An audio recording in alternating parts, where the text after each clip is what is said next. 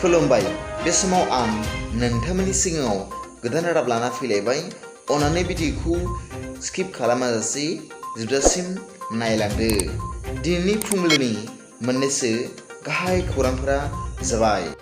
गिबि रादाबाव दं बिटिआर सोरखारा सोलोंथाइ बिथिंखौ जौगाहोनाय आरो फरायसाफोरनो गोग्गो सोलोंथाइ होनायखौ नोजोर लाखिनानै 1999 मायथाइनि सा 591 फोरोंगिरिफोरखौ बिटिआर सरकारनिफ्राय अरायथा साख्रिनि गनायथि होबाय। मैया बाक्सा जिल्लानि मसलपुराव बिटिआरनि गाहाय मावफुंगिरि प्रमद बर'नि नुजाथिनायाव सा 591 फोरोंगिरिफोरनो अरायथा साख्रिनि थिसनथाइनि फोरमान बिलाइखौ मैया गथायनाय जायो। बेजों लोगोसे माखासे थालांनाय फोरोंगिरिफोरखौबो नायबिजिरनायनि गेजेरजों थाबैनो थिसनथाइखौ होनाय जागोन होनना बुंथियो। मख'जाथावदि बिटिआरनि गं 10 फरायसालिमाफोरखौ सरकारि खालामनो गनायथि होनो थाखाय आसाम सरकारा केबिनेटआव बिथांखि लानायखौ थाबैनो फोसावनाय जागोन होननानैबो मिथिहोयो बिटिआरनि गाहाय मावफुं सोद्रोमा प्रमद बर'आ।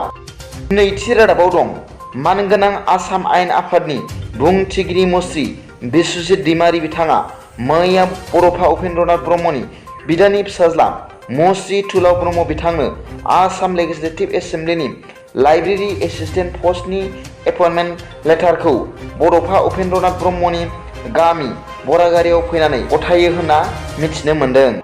थामथि रादाबाव दं आसामनि रायजो बेंगिरि बिथाङा रायजोआव बर' बिजोंखौ HS थाखोआव सोस'नो थाखाय गनायथि होबाय होनना मिथिनो मोननाय जादों। ब्रैथि रादाबाव दं थांनाय शुक्रबार मोनायाव गुजरातनि आहमेदाबादाव AC मेसिना बेरफ्रुनानै शैलेश पेटेल 45 आरो गावनि 2 बोसोरनि फिसाज्ला जिउ गोमादों होनना खौरां मोन्दों।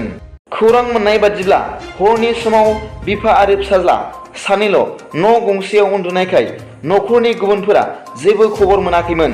नाथाय उनाव खथायाव उखुन्दैजों बुंफबनायखौ मिथिनानै अर खोमोरग्रा हानजाखौ लेंहरनानै अरखौ खोमोरहोदोंमोन आरो बे समावनो बिफा फिसाज्ला सानैनि जिउआ जोबदोंमोन होनना खौरां मोन्दों।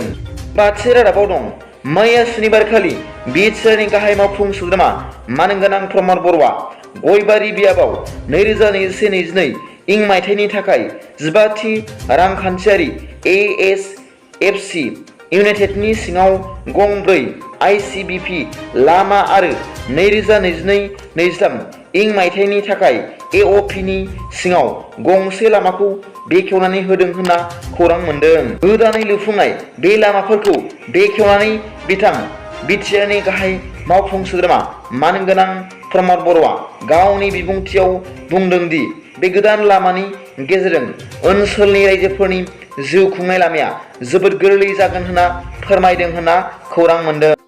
द'थि रादाबाव दं मैया अक्ट'बर 1 अक्ट'निफ्राय एबा सुनिबारखालि आसामनि दारां जिल्लायाव थानाय अरां नेशनेल पार्कखौ दावबायारिफोरनि थाखाय खुलिफिनबाय होनना खौरां मोन्दों।